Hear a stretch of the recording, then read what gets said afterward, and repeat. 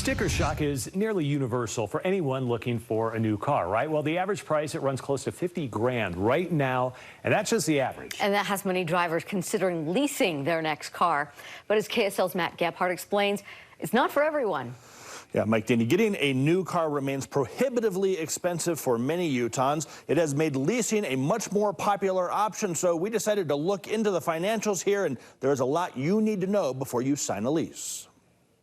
More than $48,000.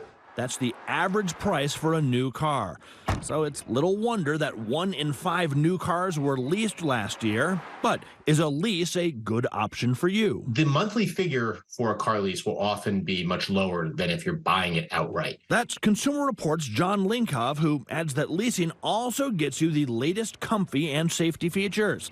Plus, that car is likely more fuel efficient and is always under warranty. Still, there are hitches. All leases limit the number of miles you can drive. Go over that limit, and that is a penalty of 10, 15, even 30 cents for each extra mile. You put on an extra 100 miles, okay, not great, but it's all right. If you put on an extra 10,000 miles, that's a ton of money. Those cannot be rough miles either. When the lease ends, you are on the hook for any excessive wear and tear. You could have to cough up cash for stuff like door dings, tears, scratches, cracked windshields, worn tires. You have to have tires with a certain amount of tread as well. If you think leasing is for you, keep in mind the monthly payment listed on an advertisement is not set in stone. You can negotiate on the car's price, the lease's interest rate, even the mileage limit.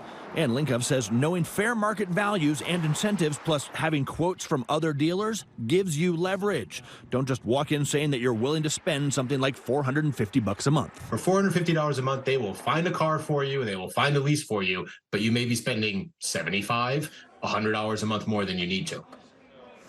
You know, with KSL doing a whole bunch of stories this week looking at inversion issues, here's maybe some welcome news. There is a $7,500 tax credit available for electric vehicle leases.